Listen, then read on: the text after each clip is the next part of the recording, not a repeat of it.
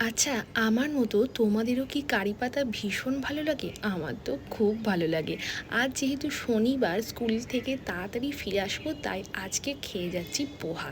এটা আমার মেয়ে খেতে ভীষণ ভালো লাগে। কারি পাতা দিয়ে সাউথ ইন্ডিয়ান স্টাইলে একদম ঝুরঝুরেভাবে বানিয়ে নিয়েছি এই পোহা।